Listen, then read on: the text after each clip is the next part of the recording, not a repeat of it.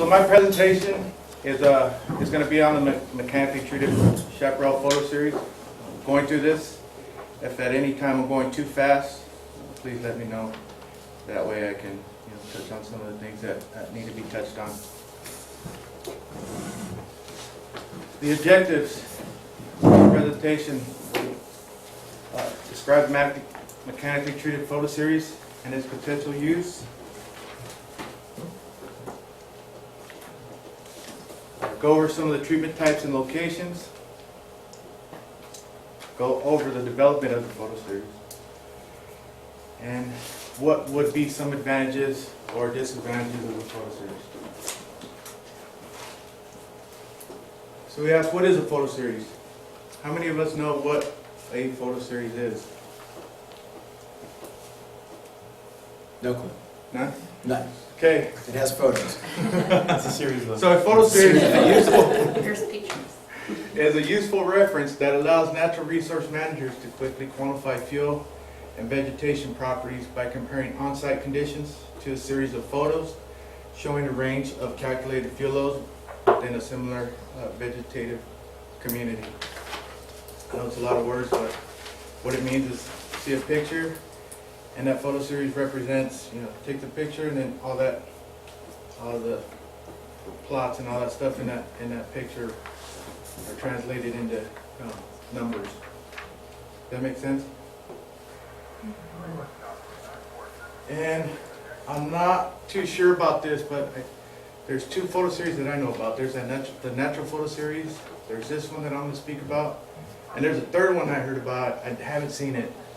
I don't know if Fillmore, you could touch on it. It's I think it's specific to the Sierra. It's the post-burn photo series. There's actually quite a few. Is there? There's Oh, like probably yeah, hundreds. Yeah. Wow. Yeah. We can show you. I think actually I'm going to talk about that in the next unit. Okay. The fuel models and stuff. I'll show you a link to where Sweet. those are at. Yeah. Good intro. So this is a great intro. Thank you, Tom. Nice. All right. So what can a photo series be used for?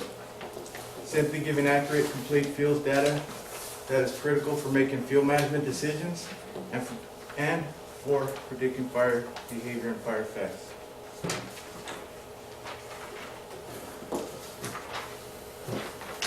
Some of the treatment types and locations. The treatments that were used in this photo series include crushing, mastication, and remastication treatments implemented on the Fort Southern Forest, Angeles, Cleveland, LP, San Bernardino. And these happened between 2004 and 2010. So fairly new to us.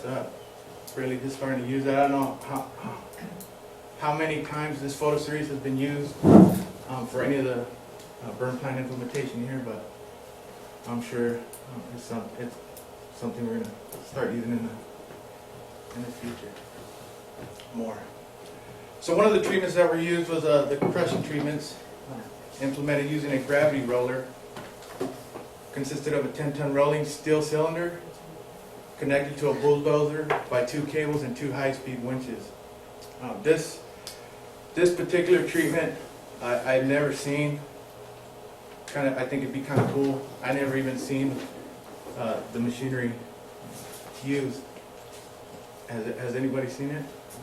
I've used it. I've got a picture. After you're done, I can dig out some pictures. Yeah. It's pretty cool. Yeah, I think that'd be awesome. Yeah, and you're- You and all your fun toys. Yeah. How much control does this type of treatment? Mine fell off. I wasn't operating it, but it helped out. So I mean, it happens. You don't want to do it like above a busy road.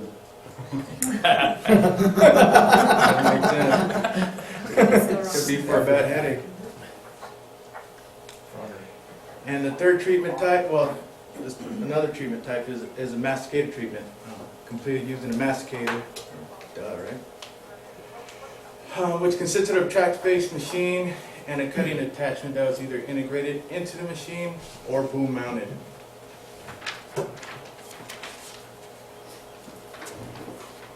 So the meat and potatoes of this photo series was how it was developed. I think it's pretty critical on how it was developed.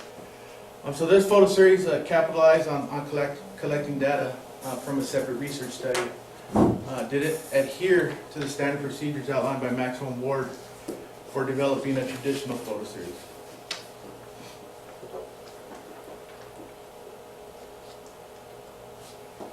Okay, for this particular photo series, sampling design consisted of a 10 by 100 meter plot placed perpendicular to a slope. And that whole plot then was subdivided into 10 meter square subplots. I got a picture on the next slide that'll illustrate that, give us kind of a better understanding. And contained within each subplot was an additional nested 1 meter squared quadrant placed in the upper left-hand corner. So there's that illustration. So that plot is put perpendicular. And all these little,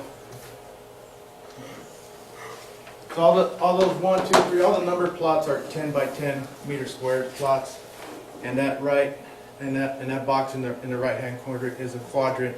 The quadrant there that's 1 meter squared by 1 meter squared. Is everybody with me? Right here across the room.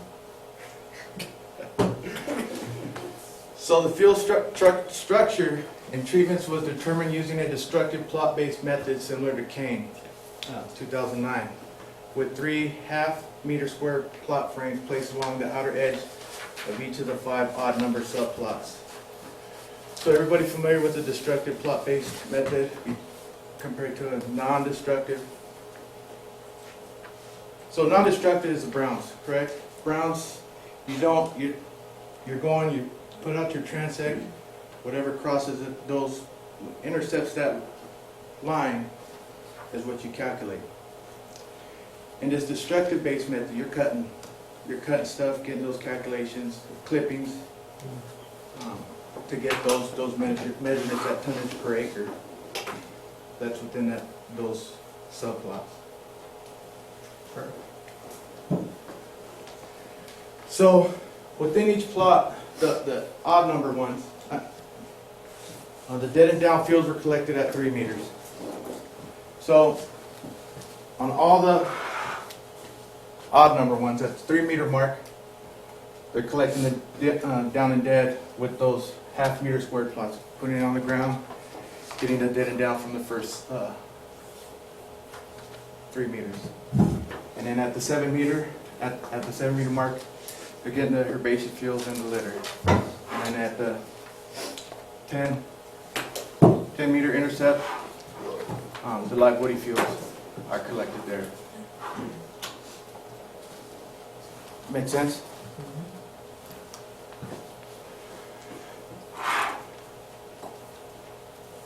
So, the average depth and the height of each field class was recorded, and all fields contained each plot frame were collected.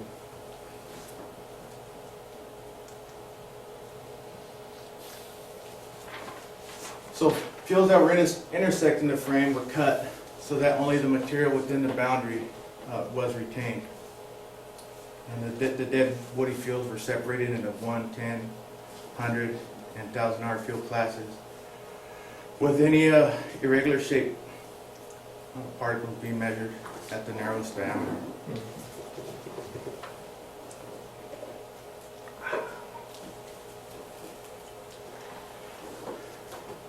The herbaceous and litter fields were separated into live and dead classes, with live woody fields making up the final class.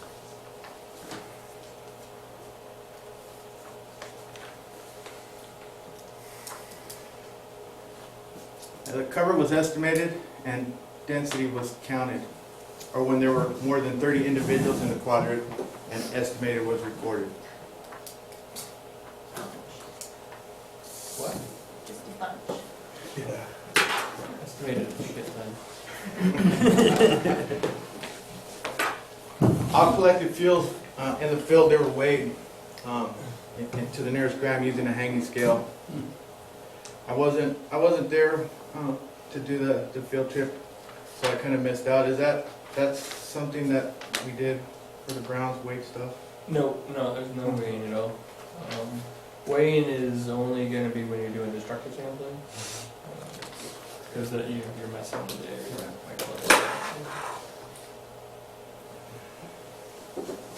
So a sample from each field class was bagged, oven dried at the lab, and then reweighed to obtain the fuel moisture. The final field calculations were corrected for fuel moisture and expressed as oven dried weight. Each site was photographed. I'm sure most of us are familiar with how the photograph is done on the photo series. If not, it's there on the handout and on the photo series that's going around. It's a 6 foot, the picture's taken on a 6 foot tall tripod and painted, and painted at 1 foot intervals to replicate the standard National Fuel System pole. So then the pole was placed in the study site and taken, and a picture was taken of it from 30 feet away.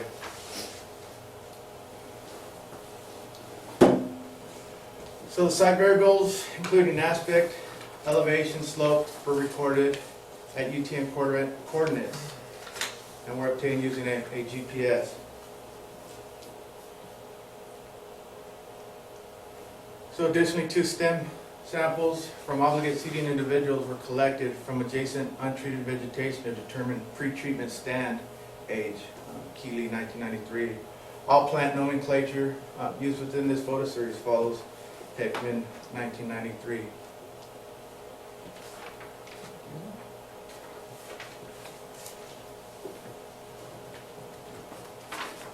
Everybody familiar with the obligate seeding? Everybody knows it. Kind of has an idea what that is. No. The obligate cedar I don't even plants know. or trees with large fire-active seed banks that germinate, grow, and mature rapidly following a fire. So basically, they need fire to produce that seed bank. And those samples were taken from outside the treatment unit.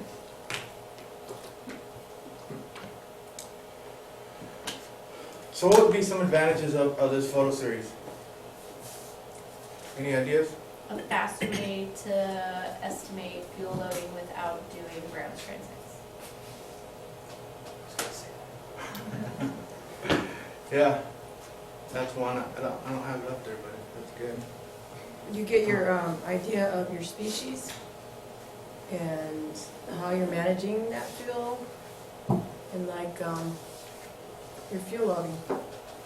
Right, with your quadrant that's placed in that 1 meter by 1 meter, that's how they get their species and quantify them on what's inside that 1 meter quadrant in each section.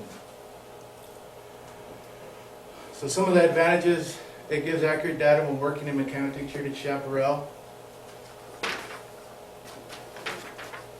It's a tool to better predict fire behavior, particularly when doing prescribed burn planning. I think it's doing the legwork, and from the sounds of it, is fairly tedious. I never done it.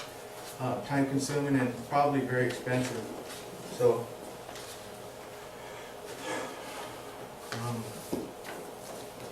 can minimize risk by more accurately predicting fire behavior. There in the photo series, it gives you your 1 hour, the 10 and the 100 hours numbers there if you want to do your behave runs. And any other, some of the ones that we talked about.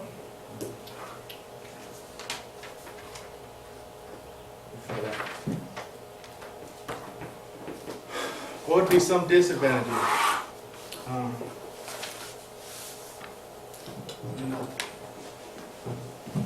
May not accurately represent. I did. Go ahead. Nope, you got it. Sorry. Some of the disadvantages: it may not accurately represent all field characteristics. And 2, most samples are limited to fire history of 20 to 30 years. So those samples there in the photo series only date back 20.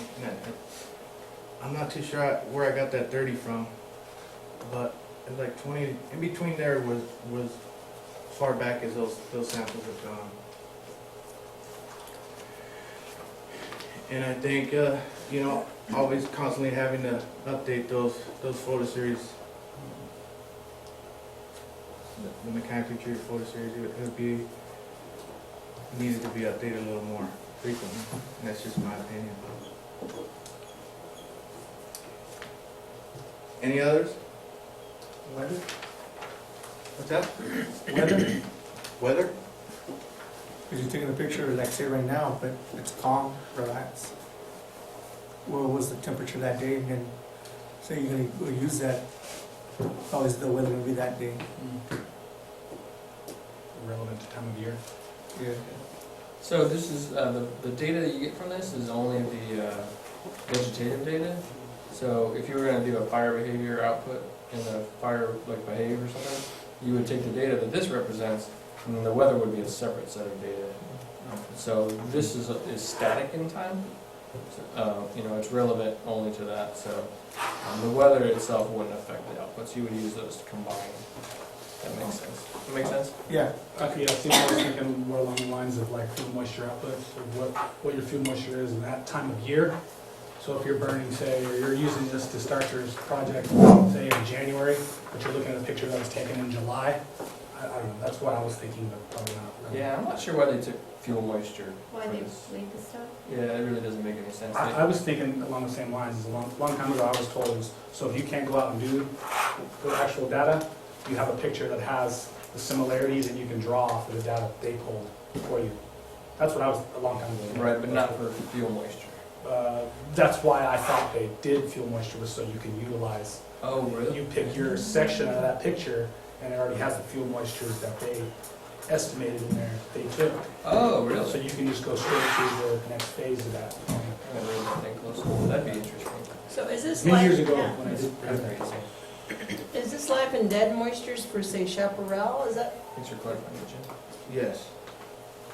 okay. And, well, it depends, because it touches on the different species. You just gotta, on the bottom of the picture, it gives the species that are in that plot. Right. Best find the area or something similar to Relative. what you're working in. And this is only relevant for masticated and crushed fuel beds, right? Correct. And there's some in there, and it states that there's a couple plots that have been masticated more than once. And it doesn't give the calculation for that first treatment, but the second treatment. Any more?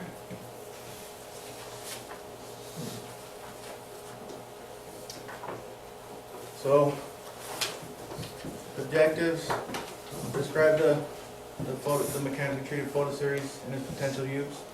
I hope I touched on that.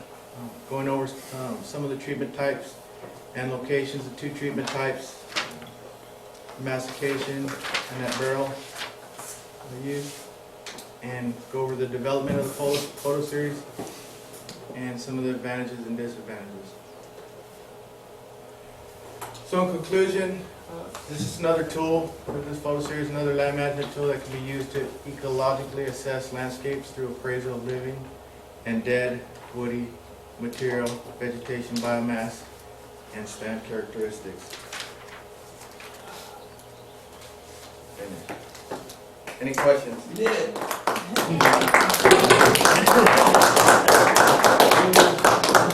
Nice job. Very good. Very good job. I like you did good with your slide transitions, and I like your objectives, and yeah, man, good job. Very good job. Yes, me too. Puke now if you need to, or whatever. Just need to, no eye contact and account. I will say this, I was reflecting that No eye contact. you got it relatively easy, because on the 6th, when everyone has to do it, there'll be like 50 people in here. I like to invite the whole forest and everybody. But that's good though. Yeah, that's why I kind of. So who's next? That's what I'm going. Sarah J. Billings. Sarah E. Billings. All right. So you gonna go with that paper that you had said? All right, cool. Well, if paper will be referenced to what I speak of. Because that's something that I talk about, kind of the whole process of. Okay. Yeah, right, that's true. This is the whole thing. Alright, cool. Did we gave him a hand, right? Yeah. Alright, thanks, Sal. Nicely done. Came in like rapid fire. I'm gonna turn it back over to Dan, but I'm gonna hand this out real quick, which is the reading assignment for next So time. Do you guys normally like give these back to like the people that you're with? Like, do you take this and give this to or et cetera, et cetera? I share. Alright, well, I'm just gonna pass out a grip then if you wanna hand them out to, or take a copy for your partners back to the station. Please do. So this paper is called Reducing the Wildland Fire Threat to Homes, Where and How Much. It's by Dr. Jack Cohen, who is a Forest Service research scientist up at, where's he at? Rocky Mountain somewhere? Now, and this is an interesting dude. He's an interesting figure, I guess, in the narrative because what Dr. Cohen, he does a lot of stuff on structure ignitability. It's all about structure ignitability.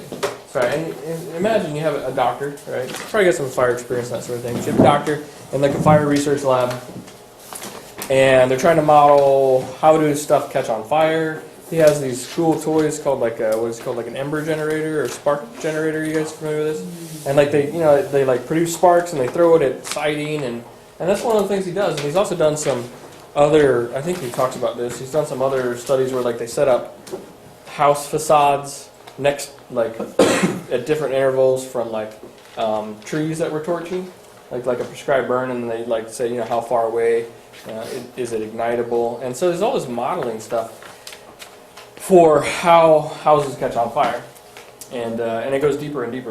And he actually, he did some post-fire work up on like the Slide Fire and Grass Valley Fire, the ones in the Purdue.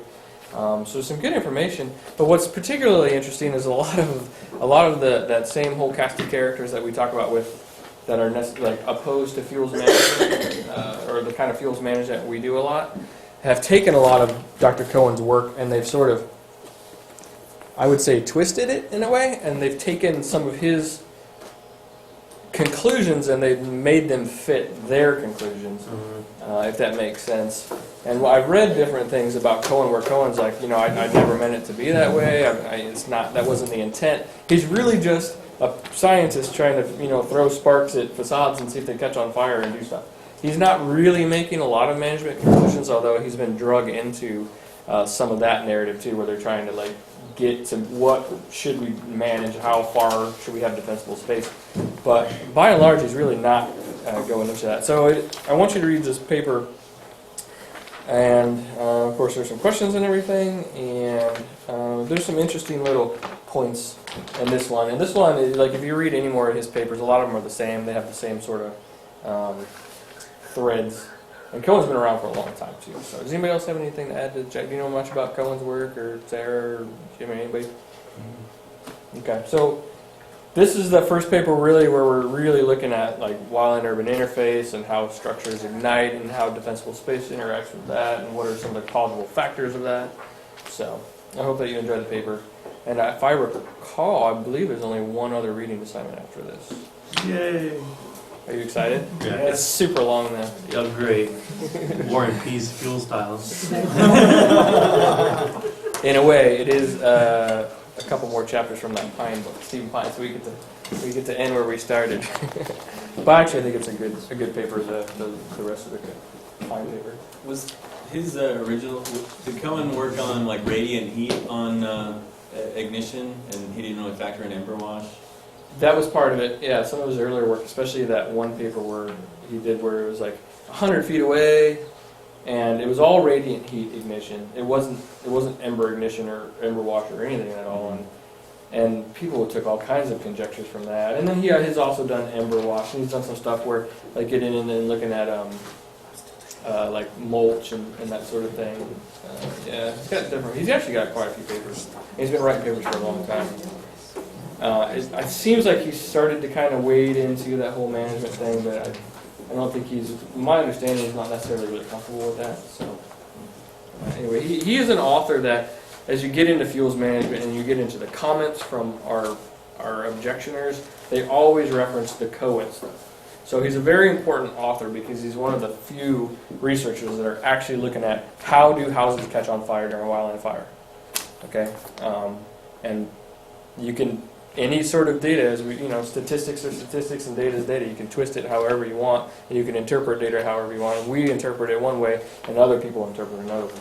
But I just want to expose you to this author. So that you're familiar with him, because if you get into fuels management in the future and you start looking for papers or whatever and you want to look at structure ignitability, you will come across him. 100% sure. So, especially down here.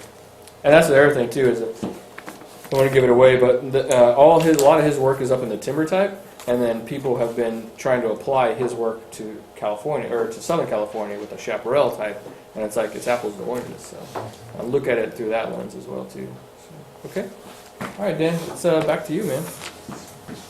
Do we need a break or anything? I guess we've been back for a half hour. Are you guys good or? Good. All right, cool.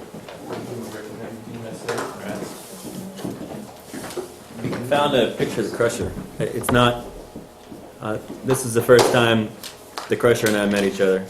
It was just in the yard.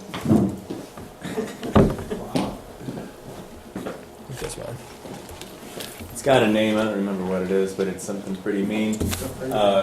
Yeah, it's D8, and it has.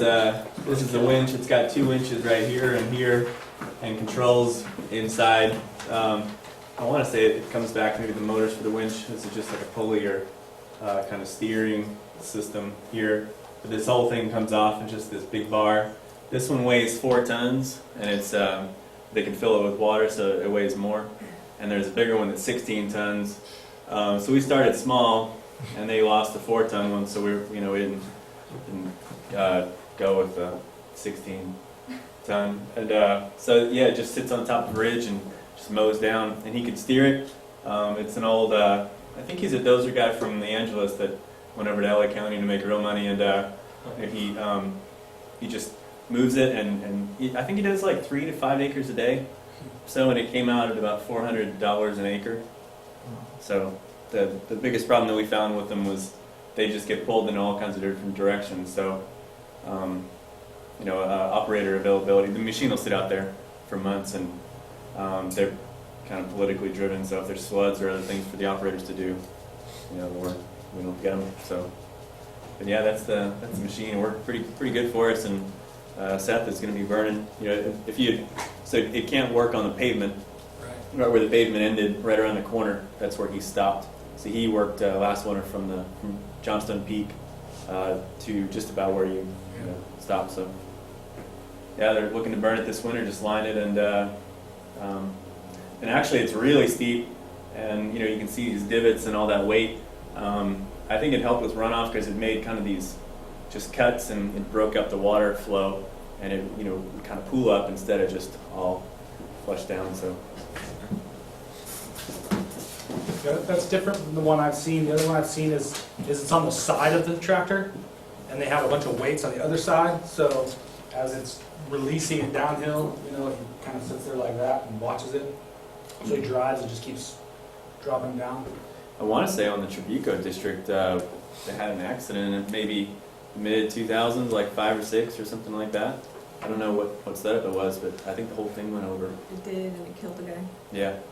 It was one of those side ones. So it was probably the same one we used, and they went over to Trabuco after that. And we never used them ever again. So This one is stable. He faces, so he's got, I can see, maybe top heavy and get pulled over sideways, but he just sits on top, and he's real stable with that. The specialist, nobody, the wildlife biologist, and a lot of people didn't really like it. It's pretty destructive. But it's field break. the work output was fast. You're able to burn after that one? Yeah, that's the idea. We got a burn plan for it. And They used one, Karen used one on the Saugus, yeah, and you couldn't burn. They wanted to burn, and you couldn't burn. It was yeah, sheep's foot. yeah. I think that it has to do, and I think Scott Loudon on the on the Angeles Heave, did it around Lukens, and it was just so thick that, that was like 60-year brush. So I think there's kind of a sweet spot, and I think Tambark is that right age where it burned in the Williams fire in 2002, so it's 10 to 15 years old before it gets massive. And the stuff around it doesn't have, it's not 60 foot, it doesn't have the big dead component in the brush, so it's all, when the live moisture is up, I think now's the time to do it, but it definitely has a... That one like planted the brush into the ground. It was like a lot Mhm. of dirt. Yeah, After like- that one. Leona Divide, or maybe the brush wasn't as kind of drier out there, or... Yeah, I don't know. Mhm. It was like what was left, dirt. What was left, it was Mhm. real sparse Mhm. afterwards.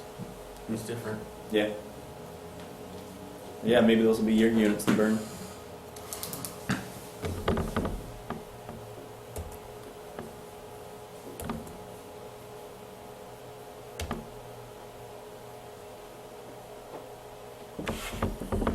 Let me just see where I ended up.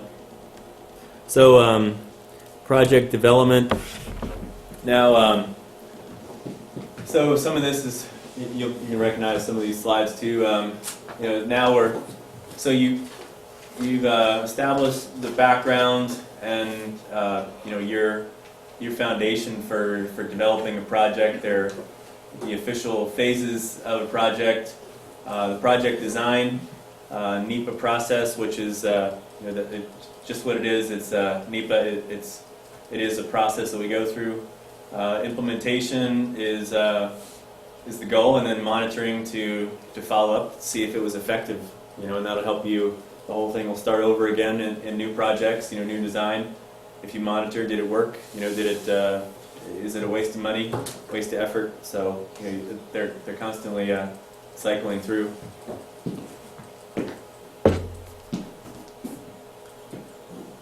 So I think this is one of your slides, Stephen. The curriculums at project design, foundational information, so that to set you up with the information, with all your experience that you've seen on fires, taking that and plugging that into designing a project of your own.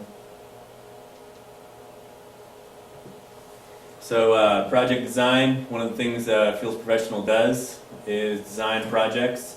You're going to be the one with the idea, and it's going to be your responsibility to push it all the way through with IDT. Do you guys remember that from Jeff's talk? Remember what an IDT is? Interdisciplinary team. So that's where you're going to have. And tomorrow is your specialist day. Yes. So you'll hear that term, and for the Nepa process, you'll have a Nepa team, and that is called an ID, interdisciplinary team. The fuels person, if it's your idea, it's your responsibility to usher that project through, and you're going to be the leader. But for Nepa, you're going to be, before you send it through the Nepa process, you're going to have the project design with a purpose and need. Why are you doing this project? What's the extent of it? What are your project boundaries? Does it align with policy? Are you working on forest land? So you're going to be, before it goes to assigning team members and specialist time, biologists, archaeologists, you're going to have a purpose and need, pre-project design, to make sure that you're not wasting people's time. This is something that the ranger wants to do. So you're putting the package together to start up the process. So you're going to be, you need to be keeping an eye on, getting to know the land management plan. Is this something that's authorized in the land management plan? Going back to goal 1.1, community protection, goal 1.2. That's going to be more related to fuel breaks and prescribed burning in more threat zones, Mount Laguna, around Palomar Mountain, further out from the infrastructure. If you got fire safe councils that are, they're asking, what they're looking to kind of complement your projects. Where is their effort going to match yours? Do you have outside pressures from, after 2003, 2007? all of a sudden everyone is a professional and has opinions about where fuel should be put in, a lot of money comes down, saying, next time that happens, make sure that all your stuff is protected. Is that reality or not? Is that it's kind of reactionary? But part of being, within a government agency, you're going to have political pressures, media, outside people are saying, maybe you're a congressperson, they're going to be pushing you to do a fuels project. Where else, anybody else, where you get ideas or pressure to do projects? Well, one of the areas was fuel loading around the houses. Can't think of right now where that was, but there was like a lot of houses that were burnt as a result of projects that weren't done. Sure. And so the people were saying, well, how come we didn't do this within the years, and nobody could get out, or evacuation plan was whatever, and people died and Sure. homes were burnt. Yep. And that's where I think the LA Times did some articles that weren't that complimentary to the Angeles. They're pretty hard, that type of thing, especially where in affluent areas like La Cañada, big structure loss, and there's some criticism, for those homes that were lost.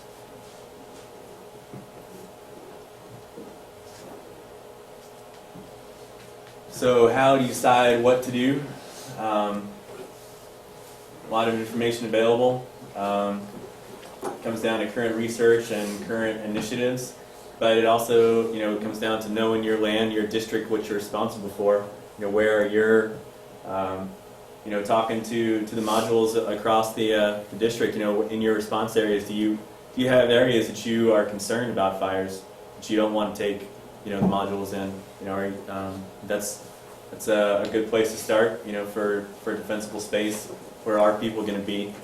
For designing projects.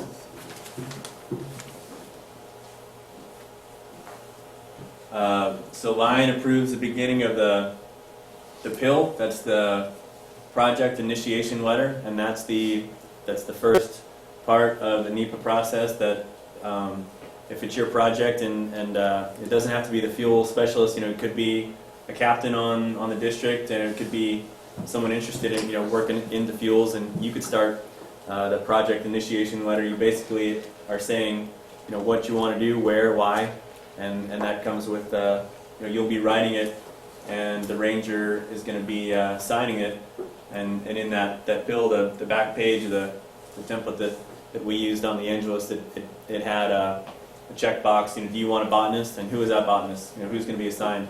Wildlife biologist, yes, I need one. It's going to be you. And timelines to say, we're going to have our field trip on this date, and you're going to need to report, and we'll, here is the boundary of the project, and here's the scope. So you'll be the one that is ushering this whole project in. So it is surprising, when you're out on projects that don't make any sense. They had to go through this huge process. So if you're going to go through all this work, make it effective, something that's worth the time.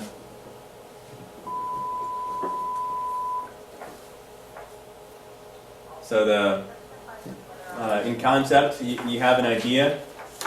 You develop from that idea an articulated purpose and need. The concurrence from line is when your ranger signs that project initiation letter and says that I believe in this and I'll support. The proposed course of action, that's where you say you're going to do prescribed burning, you'll do mechanical, you're going to do crushing, you'll do pile burning.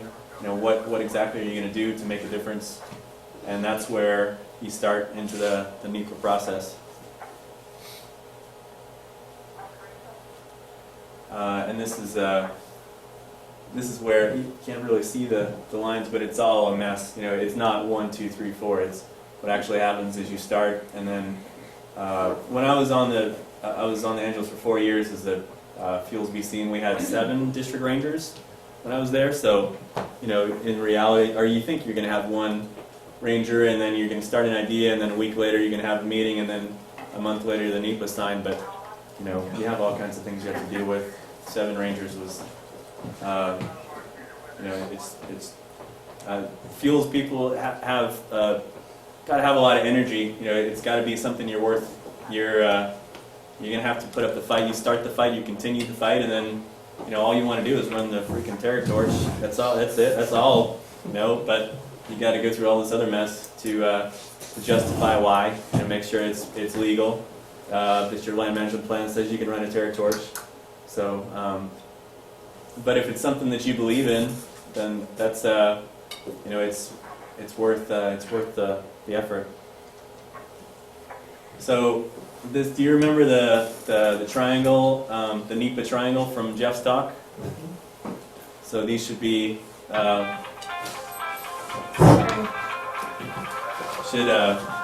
know, it's starting to. So this is the left side analysis, the project design. You're checking to make sure it's consistent with the forest plan. You know, possible activities. You know, is it a wilderness area? You know, you got this really great idea, but you're in a roadless or wilderness area. So, is it possible for you to do those projects? You've got to get that stuff identified. You don't want to send out this slick map and have this meeting with all the specialists, and then somebody say, "Well, you know, it's in a wilderness," and then people are like, "Well, I had something else to do. You know, today I'm wasting time." So, you know, you need to verify. That on the ground knowledge. You know, do you have you walked your units, and can you run a masticator in that land? You know, why do analysis if it's not something that's possible? And one of my Nepa projects that I inherited for the crusher, when I went out to the project, you know, I was setting up the agreement with LA County to do the crushing, and we saw that pavement, and the crusher said, we can't crush here. We're going to destroy it. This thing weighs 60,000 pounds. You know, this is the whole Nepa process was done for it. Nice map that said crushing. You know, do it's like 5 miles of crushing. We get out and said, you can't crush here. You know, you can't get the machine here. So that whole thing wasn't you know, on paper it looked good, but it's not a possible activity. So you know, it's coming back to being efficient with time. You know, is there you know, what's the need for change? You know, is it a fuel break that you want to spend your time on? Is it necessary? Is it, you know, does the fire, the ignition patterns, the weather patterns, is this a fuel break that we've done it forever, so we're going to keep doing it, or is it something that makes sense? You know, what's the desired condition versus the existing condition? So, what does it look like now versus what is the change you're looking to bring to it? And the specifics of the location. So that's all. This is all the project design, and then through NEPA. This is the NEPA process over here. What exactly are you going to do? Are there issues? Are there spotted owls? That's when that comes out in your NEPA document. You're going to have spotted owl restrictions. You'll need you have rare plants within the project, so those will need to be mitigated. You have alternatives. You know, if once you send the project out for the public scoping, they're going to come back and say, we'd actually prefer that you don't prescribe burn right here because of, you know, it's close to homes. So is that an alternative you're considering? Is it with those alternatives? Are the effects? What are the effects? You know, is it again you're starting to see that this for a project that you believe in, you're talking about years of work before you just get to run the terror torch, and you know you're going to be challenged by Forest Service people, by other agencies, academics. You know, is this something that's worthwhile? You know, when NEPA comes down to the decision, are all of your proposed actions are they captured? You know, if you didn't analyze broadcast burning in NEPA when it's signed, you can't broadcast burn. Even if it's something that you forgot, if you didn't analyze it, you're not going to be able to do it. You know, then finally you get down to where you're legal to implement, and then you know down to the bottom you adjust, you evaluate, monitoring. So this is the you know the NEPA process that if it's your project, you're going to have to take it through all these, permissions, and make sure that it's it holds in court, or holds up when challenged. We kind of went through that one. So project design, the first one on here is experience and professional instinct. It's within the land management plan. It stands up, you run it through modeling. Are you going to have funding to do this project? Where does it complement research, or is it challenged by research? You got to be up on, just like the paper you guys will go through. You need to be, that's a big reason that you're going through a lot of these. You've got to be aware of current research and, where you're going to be challenged, and you kind of need to speak to both sides. When those challenges come up, you can say, yeah, I understand that, but you're using it in a subjective way. You're talking about, when you're talking about defensible space, you're saying radiant heat. The structure is going to burn because of radiant heat, but on the ground, it's the embers that we're concerned about. What are what's your public input? Public land. So we have a responsibility to hear out. What the communities adjacent, what their say is, and political concerns for running through the project. I think that this is kind of skipped a little bit, but this just highlights each one.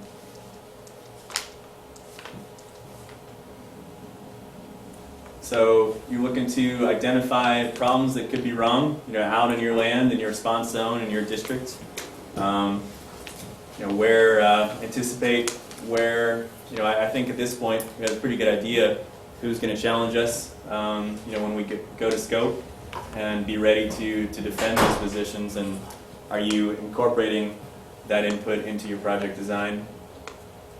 And make sure your treatment match up to the purpose and need, and it's supported. So what does right look like? Irrefutable purpose and need that's consistent with the land management plan, and that is backed up by considerable peer-reviewed scientific literature.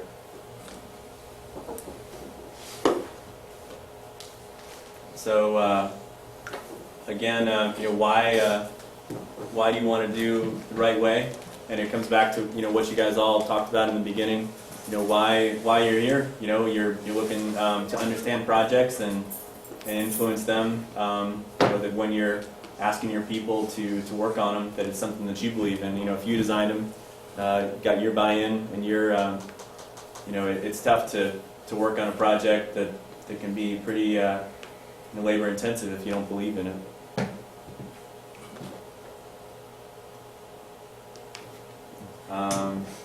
You want to avoid appeals and litigation, and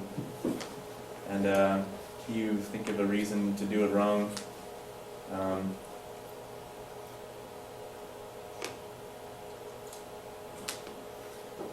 So some words of advice for starting a new project. If you're gonna initiate this, know where you're going. That some people aren't going to be happy with the with your project. That you will be watched, and all actions must be justified and backed up with the law, regulation, and policy. I think that's it. And I have another one.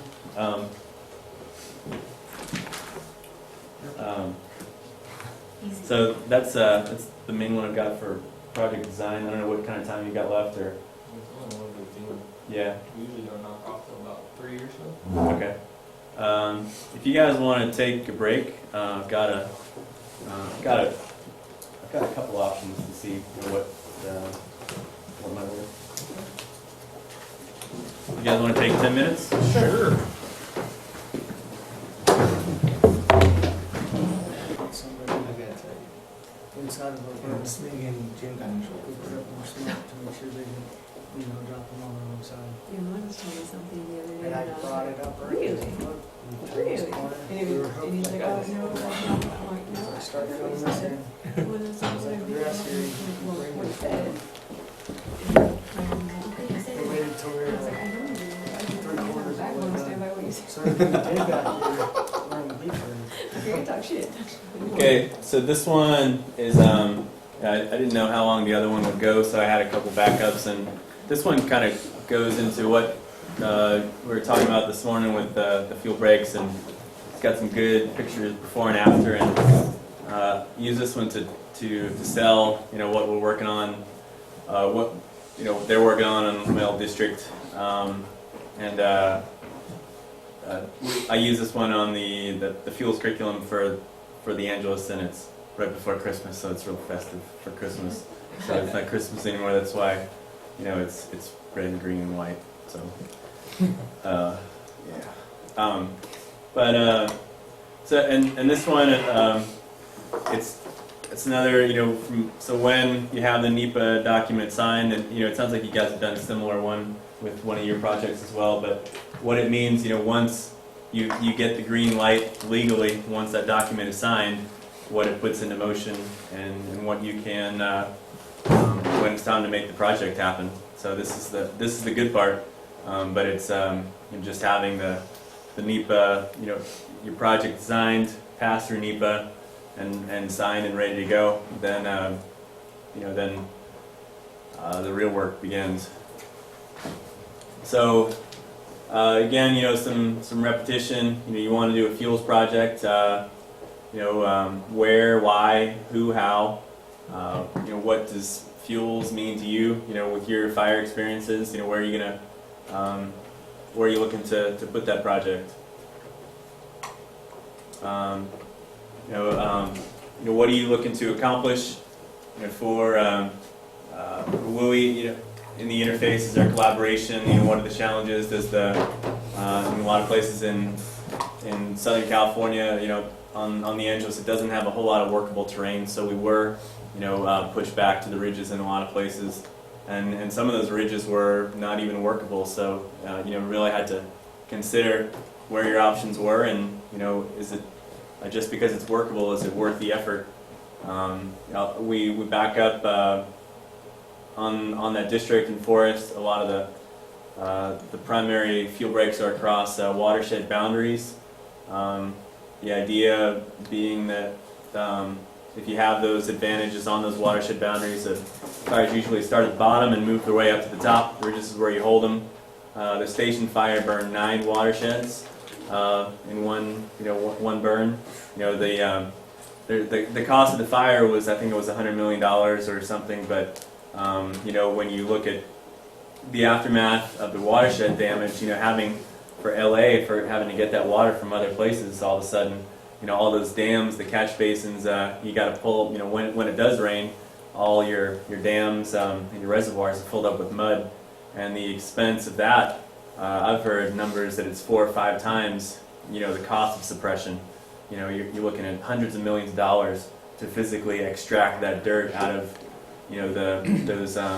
those reservoirs. So, that is why, in a lot of places especially the Angeles, we do go to the watershed boundaries, and with that intention, in line with the forest plan, if we can hold that fire on the watershed boundary, then we want to have things in place to run those dozers and get make those efforts to contain those fires to one watershed at a time, if possible. So there's some repetition in here. We'll go to. So this is for. Let me skip around a little bit. Okay, so for the Tambark fuel break, the main project that was on my district on the San Gabriel, the project initiation letter was first drafted in February of 2009. That initiated the NEPA process, and the document was signed 2 years later. So that gives you an idea of how quickly these things can go. The NEPA is a pretty slow process. I started in January of 2012 on the district, So my predecessor, did part of the NEPA, and some of it was done by AMSET as well. I think Dave Kerr actually wrote the EA. When I started and I was looking, wandering around San Dimas Canyon for all the homes that were burned 12 years ago, that I couldn't find, I was looking for current NEPA was another thing, I was trying to see what do I have, what can I work with now, this year. No one knew where the EA was at all, the sign. It took like 2 or 3 months to actually find it. Just heard that it was around, but it was a couple years. I think the guy before me had gone to Arizona, and he was gone like a year and a half. So basically, all the stuff was locked away, maybe on his computer, but I couldn't find it anywhere. It was not. Work in Tambark was not on the program of work for that year. It wasn't funded. The fuels crew wasn't set aside to be working on that project at all. So to start, we do a lot of our fuels work in the winter down here. To start in January, can't find the document. It's not on the program of work. 2012 is kind of a wash. So now you're working on 2013. That's 4 years after it started. That you're looking to get some work on the ground going. This is the purpose and need for the fuel break. Can everybody read that?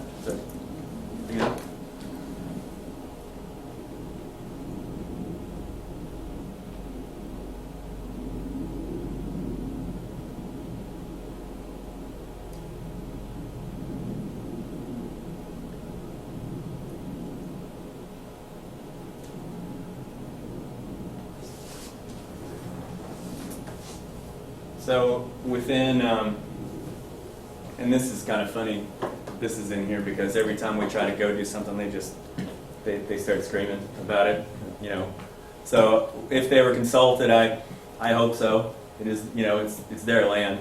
But I just got the signed document,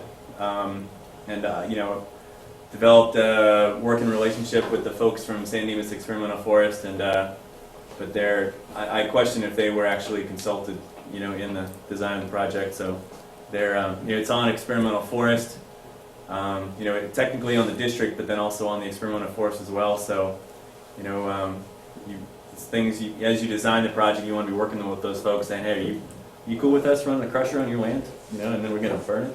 Instead, what we're looking to avoid is you freaking out every time we, bring in this equipment. So when you design the project, you want to be there are other folks that you're going to want to include and have a seat at the table. So again, this is the crusher, and in 2013, I set up an appointment with LA County and went over and met the operators and initiated a participating agreement. It's supplemental underneath the agreement between LA County and the Angeles National Forest. It allows for Fuels Works to set up a participating agreement and allow the authorization to set aside $100,000 for this thing to start working on our project. And you guys will go over agreements? Yeah, next time. Yeah, okay. So it's not as simple, I think when Karen worked the equipment on Leona Divide, I want to say they ordered it through Ross, and it took about a year to pay them. So the right way to do it, we set up an agreement, and you guys will learn more about that in next session. But that was a pretty big headache to figure out how. We can't just write them a check. They can't just send us a bill. We've got to set aside money and work plan, and all sides agree to the arrangements of the agreement, and that took some time to set up. Also, just looking to start work around on the fuel break. I went and wandered around. This is the San Dimas Experimental Forest Research Station. Has anyone been down here before? It's no. You been there? Yeah. Down in Tambark. It's pretty cool. These buildings they were built by the CCCs in 1930. some of them are in pretty bad shape. There's some Gifford Pinchot's been down here before. He came to visit in probably 20s or 30s, after it was built. So he's been down there.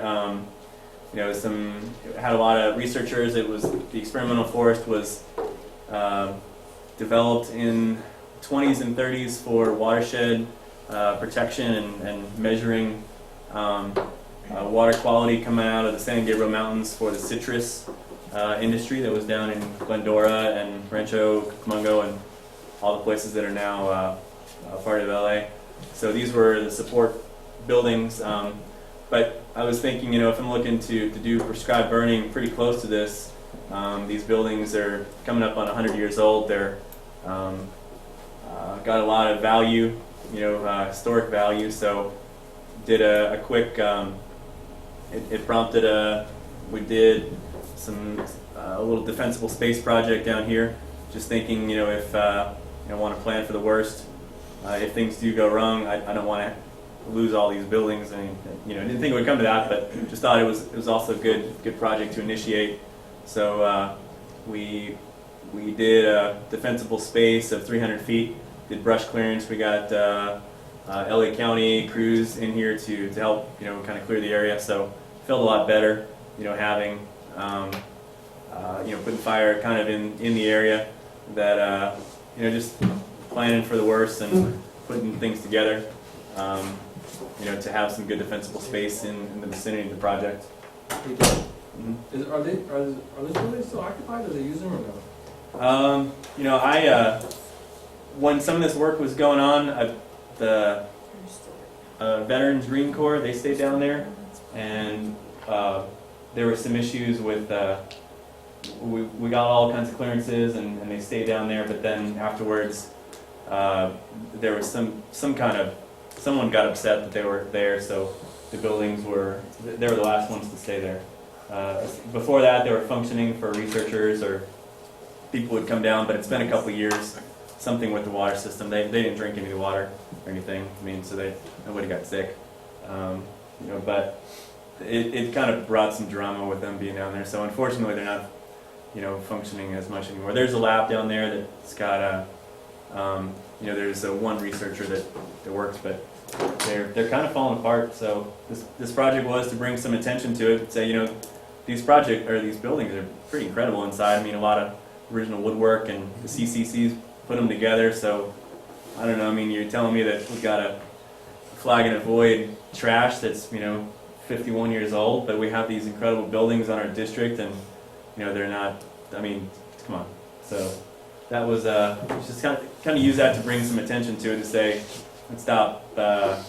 Let's maybe think logically about what's in our site and what's not, and what we should be protecting. So this was a pretty important place to me, that I wasn't gonna cause damage to these places. So I feel good that they're defendable a lot better than they were. So once the agreement is finally signed, everything is in place for the crushing to start. The crusher was actually out on the project. This is they're looking to start in January of 2014. Also, when the Kobe fire started, so that took away the political pressure. They didn't want to be running, having their heavy equipment people out on our project. After the fire all wound down, which took about a month with all the rehab and everything. So 2014 was when finally, we got the project, everything ready to go, start crushing and working it. And the fire started, and basically the entire winter was a wash. We were high fire danger, engine staffing, no running mechanical equipment on the district. So that was pretty unfortunate that happened. So in 2000, in the summer of 2014, we put together, looking to just getting all the pieces in place. Had some extra funding because the crushing money carried over to the next year. Then I had an extra $100,000 or so. So I started working with the county and their. So this is the Congressional Boundary. and this is just some kind of grass exclusionary, but this is the map that went out. We put this out for contract and received a few bids. So the crushing is going on up here. It goes up to where you guys burned, about 5 miles north. We have a mechanical mastication project that comes down, ties into grass, and then ties into LA County has brought their portion of the fuel break down to San Dimas Canyon. Same thing, they're running this project through Sequa. There's some private land over there. And they're working this ridge all the way down to near where Dalton Hotshot Station is. So things were, all kind of coming together on this project that it's, within the experimental forest. So we were just putting together different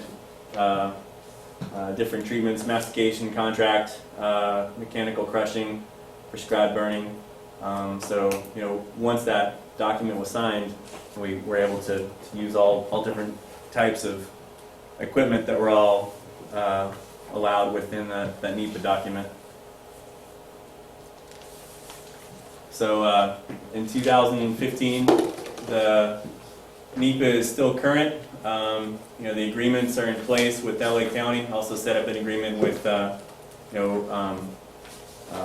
FIRE, with Prado camps. Once we found out that the crusher couldn't work on 2/3 of the project because of the pavement, set up an agreement with the Prado camps, and their crews would cut and lay, basically do the work of the crushing, and that's what you guys burned, the work of the camp crews. So that was done real inexpensively. Contracting officer was assigned for the contract. They went out for bid. So that work is done. It's ready to be burned as well. The LA County is continuing. They did about 75 acres last year. That's ready to burn. Now they're flipping this winter. They're flipping their crusher over onto the other aspect and working the other side of the project. We've got forest account masticators that are working. The crusher can't. There are a few places, little islands that are flat, and the crusher needs gravity. It's a gravity crusher, so we've got our folks working kind of those flat islands. We've got support vehicles for running the masticator and pulling it, and I've got a burn plan written and signed. And this winter has been decent, better than before, not much better. But so that's all. Once that document is signed, then all those things that you talk about, then you gotta one by one knock them out with an agreement, with the burn plan, with the contract, with your own folks, training the operators, purchasing equipment.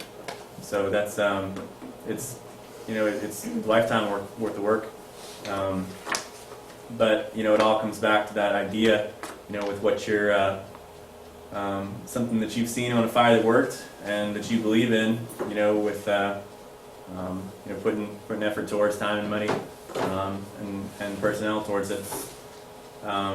So this is a before picture along the fuel break. This is an area where our force account masticators were running, and then afterwards. But this next one, I feel like I got really lucky with it. 2 years before, this is in the winter of 2012. Went up with one of our forest botanists, and we were walking in the fuel break above Glendora. So this is Mount Baldy, I think Cucamonga Peak, and a couple other things in there. But we're just looking for looking for noxious weeds and rare plants along a fuel break that we're starting to put through NEPA for the next round, and just happened to get a bunch of before pictures, and then the Colby fire happened, and this is an example of where the fuel break really worked out with the. So this is looking east from the high point on the Colby fire. Glendora is down below, down here, kind of in the foothills. The fire started out along Glendora Mountain Road, and the northeast wind pushed it this way.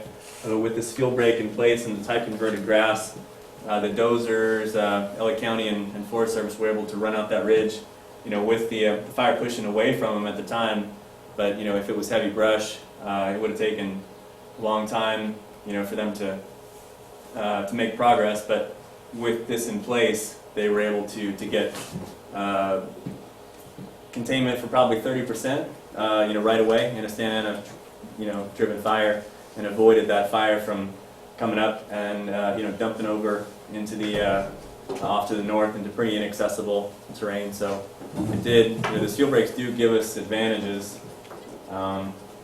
during, it all depends on where the fire is and what you've got out for, what you've been working on, what you've got in place. So I'm a believer in fuel brakes, and I realize that it's not going to start, a fire's not a brick wall, but to have those advantages across real rough country, sometimes you get lucky in there, they do work for you, 46% of the time, according to science. So It's a good example because that one's up a little ways. It's up on a divide, and yeah. it reminds me a lot of, we have a lot of similar fuel brakes. I was fortunate to see that fire and saw that it was very obvious to me right away as soon as I drove up on it. They pushed the dozers through and they stopped it there. Yep, yeah. And this was our business was up at the top in LA County. They've got the structure, jurisdiction, down in the city. So ours was easy. We just, it did down at the end where the ridge kind of, it knifes out, and then, it becomes not really workable down at the very end. It did come over, and there was a few days worth of work down on the very west side. But if the whole thing had not held, I mean, the country to the north is pretty nasty, and not accessible. It's all on the east side of San Gabriel and Morris Reservoir, so it would have meant thousands of acres more, and just a much bigger headache for the district. As this stood, very little of the fire was actually on the forest, so it was mostly LA County's deal. So it saved us, protected our land in a lot of ways. So, but just having those pictures before you do the work and after, when a fire comes through, it's easy to grab that picture that just matches it up, and when you're challenged, then you can say, this works for us. We do have success with these projects instead of, the back and forth. So documenting what you've done that really is effective. I think that's it for that one. So yeah, but that's from an idea all the way to the end to something that's tested by a fire. That's it. It's a lot of work, but in the end, maybe I think it's worthwhile. Any questions about project design or development? Where are you at? Just working a lot of them. I don't know. I know you got something to say. Come on, Jimmy. Don't let it in. I don't keep it in. I'm sorry. Go ahead, Susie. On the station fire, 70% supposedly burned, right? Pardon? On the Angelus, 70% of Angelus burnt with the station fire? No, the Angeles is 660,000 acres, and the station was like 100 or so. Was it 140? Oh, okay. Yeah, so I don't think it was even a third of it. Well, good, I'm glad. Mhm. But I went to that afterwards, and they were still recouping from that, and the Mhm. public wasn't happy at all with some Mhm. stuff going on there. Uh-huh. So how were they, because you have to ask the public about these projects, was there Yep. opposition to that? High opposition to anything you guys did after that? I think that something that came from the station fire was we did across the forest, all private land that's next to, that has a sliver of national forest. We did NEPA that basically said so within your 100 to 300, some homes get, exemption up to 300 feet of clearance. If that circle is cut by the boundary, then we allowed them to do full clearance. So does that make sense? So we're, instead of saying, well, do your circle, but it's just a half circle because you sit right on the forest, then we're saying, go ahead and do your full 100 up to 300 feet if it's warranted by vegetation and terrain. So that it was the defensible space project was the main result, and that took years to work on. So your first field project after the station fire was Yeah, it was, 2012? Tom Contreras signed it, like the day he retired, so it took years to do that. You know, logistically, it's a complicated problem. I mean, you have to identify, potentially thousands of homes, you know, where they sit, you know, anything within, you know, running a GIS exercise, anything that's within 300 feet of our boundary, and then doing a Nepa analysis and having specialists go and check out, you know, to see if they're rare plants or birds or, you know, spotted owl, anything, you know, before we can say, you know, you can go ahead and make these clearances. So that was the main thing that came from the station fire. I think the 70% is 70% of one district. Yeah. Oh yeah, that's probably, yeah, Because it went up completely over the whole Yep. district. I bet that's right. It didn't really burn San Gabriel, but most of the large. Yeah. What, after, and this is kind of off topic, but has it been harder to get burning approved since that fire? Because I know putting fire on the ground on fires on the Angeles has been very difficult since then. So what about prescribed? Yeah, Seth did, that was the first one. I mean, I did pile burning and made, you know, I prepped tan bark and, you know, was ready. You know, we're right on the window a couple times last year, and there were calls out, you know, I had calls with the forest supervisor and the chief on, you know, so I don't know if that's standard every time you guys burn a unit.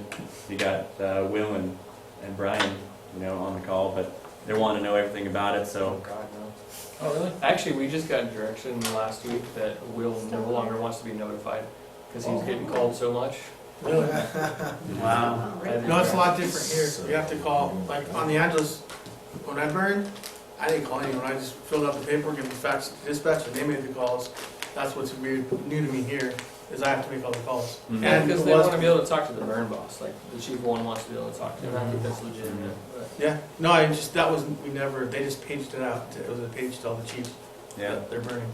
It's an urban forest, and you know, there's a lot of opposition within the fire program for burning. So you know, Tom Selly's on board. You know, Seth is. I think he's got a lot to work with. Well, they've got some big changes with management. Forest supervisors no longer there. Sure. Several rangers have swapped out. Yeah, So they've chief. had a big accept with their management has come in and said, hey, we accept burning. Let's talk about getting back on board. Sure. So that's just my outside looking in. You know, we inherited that swap, and which has put a lot of restrictions on San Bernardino for burning. But we're able to work around that in some instances, some cases. But then again, we don't have the type 2 class to burn yet. Sure. Everything's still moderate scaled, low complexity type 2 or type 3 burning. When you know compare the district engines on my old district to any of these districts, the amount of the burning that happens here, where that burn that you were on, that's probably the first one they've ever seen. Yeah, and that's where I was going up there, looking at, you know, they haven't really burned in 10 years. No. So this was the first big, and I understood when Seth said, hey, I don't want a trainee yet. Sure. Let me get some wind in my sails, and that, I understood that completely. Sure. So, And yeah, where we put those units, and I mean the size, and you know, over the past year I had Dalton put you know, sub-unit boundaries on all those ridges so we could add or subtract. You know, that's all by design. We're not looking to do 50 or 100 acres in a day. It's 5, and that's a big deal. and that was hard too, because I was looking at that project that you had, the boundaries you had set. Yeah. I was looking at just glancing at his burn plan on the hood, and when they started going, I'm like, speed up. Well, why can't you go faster? You know, and then Because it's the first time they've ever done that. yeah, and I was trying to have to re-rein myself Sure. and going. You know, hey, these people, everybody's getting back into this, Yep. and I was looking at it like, this is a great deal. It's lined, it's all on the ground. Yep. There's green grass to help you keep it in check. Burn. Yeah. You need a terror torch. You need to go. Yeah. And Seth was on board. I was so happy to pass that baton that he took it. I mean, you know, if there was a vacancy for a year or two, then it'll all been lost because it was ready to go and he took it. So. yeah, it was a good job. Did you have something else? You had some. Were you going to say this fire was going to stop at that ridge line anyway? I was gonna say, there's no point. It was burning downhill away from it. They do a backing burn on that? It was burning downhill. Was it a back burn or Uh, it started? No, so, It was burning away, but if this was heavy brush, I mean, then it's eventually, you know, when there were slope reversals and it was coming back up, you know, I mean, you've got 30% containment on this fire in the interface, and you have some containment. It's not the head, and it's not all glory, but I mean, it's something. I know, And it that's, still worked. I was just gonna be the devil's advocate and say, wait a minute, it started and burned away from it. Sure. So, you only had backing fire hitting it instead of, progressive frontal fire hitting your But- fuel break. But you know, the Dozer 1, he was saying that you know, he was the dozer on scene and a couple of LA County guys, and he was working. It was just grass before, and he was saying the flame length's coming back up 50, 60 feet, and when they hit that fuel break, I mean, he just buzzed right across, open flame and no problem. So it's not the head, and it's not. No, it was It's good. something. I was just being the devil's advocate. Yeah. And I argued the scenario. So that right there, the wind was burning as a Santa Ana from northwest? Yeah, you're looking east, so it was coming Okay. down, coming But this your way. normal winds are southwest? If you did Um, have Santa Ana? The Santa Ana normal ones are upslope, kind of a couple canyons that influence, but this is Big Dalton Canyon over here. And the ignition was just in a bad spot and pushed right down, and it pushed it down and went running back up and just kind of kept, just seesawing down. But they were able to make good progress quickly on it.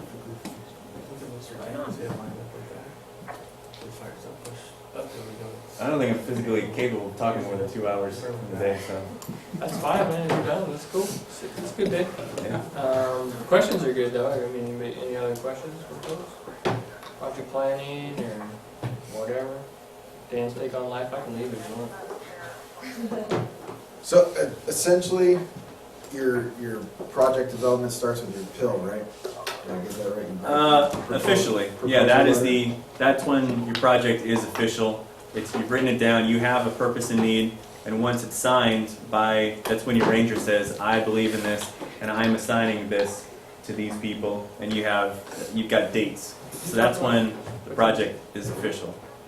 Did you talk about what's in the bill? I can dig out a pill. I'm not necessarily saying that, I'm just curious. Yeah, the purpose and need, the proposed action. So the why, why are you going to do it, what you're going to do, specifically the need for action. That's the pill has it's got all the legals, location. I think that it's basically where and why, what you're going to do. And then the important thing was assignments too, who's assigned to that Sure. entity. Yep. Which we kind of, here in the Cleveland, we got kind of away from doing pills, and because it got kind of stupid because everyone who's assigned to it is the same people that are assigned to everything, because we didn't have enough specialists for there to be any difference. But I actually like them because it documents that beginning, it documents the timeline, it documents who's assigned to it, and it's their marching orders, as it were, that, hey, this is a project, it's officially started, so. And it helped with, the specialist working for different people, and with the ranger's signature and his buy-in.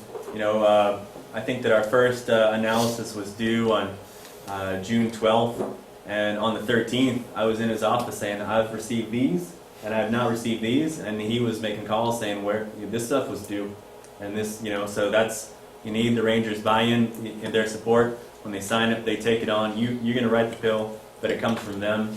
And then when it's not happening, you just go and say, hey, this. If you still believe in this, then you need to start barking at people, because this is it's not happening. Those due dates they're huge. So this is an Angela's question specifically. So the Angeles went back to doing field breaks because years ago they had abandoned all field breaks, and all the districts were tasked with walking all the field breaks that were on paper, and basically what condition were they in, GPSing them, and can you still run dozers down them, anything changed, and they'd gone away from it completely. Said we don't feel they're effective, and there was a cost thing and all that, time and energy, so they were going back to them now. Was that just on the Baldy, or? On my side, I always did. No, I was just curious because that was, like I said, they totally said no more. Mm-hmm. they don't wanna do it. Yeah, I mean, I walked into a freshly signed EA that probably cost $100,000, you know, just for Nepa, and you know, I mean, you're always having different rangers. I mean, my division, McCormick, he was in support of it. There's definitely a lot of variation, you know, with people moving around, but you know, Chief Garcia and Tom Selly, I mean, everything I got from it was that's what they wanted to do, and so. Yeah, I hadn't heard walking away. That was years ago, that was like 2004 or 5. Mm-hmm. Sounds like a ranger decision, I mean. No, it was forest wide. All the forests had deadlines to have, I remember I was part of that group, there's 5 or 6 was on our district. And you're just either walking them or dropping people off and picking them up on the other side, Mhm. and then go to the next one and walking. Mm. We just kept switching out, and it was the Just forest to- wide had to have them turned in. To do what, though, for what purpose? They were updating the pre-attack plant maps, and they were going away from them. They just wanted to, when they wrote the new pre-attack maps, to have what condition they were in for dozers. And they were gonna abandon them. Other than that was the last time they're gonna walk them for whatever time it was. Mm-hmm. Was that, and you were in Valiermo, that area? No, I was- Or, I was still in the same district, but I was on Oh. the west side. 'cause there's some good fuel breaks out there on that side. Valor? No, on the Oh, yeah. on the west side. I think the Midfire stopped on one, and they had a couple that were working for them out there. Pretty high fire frequency areas.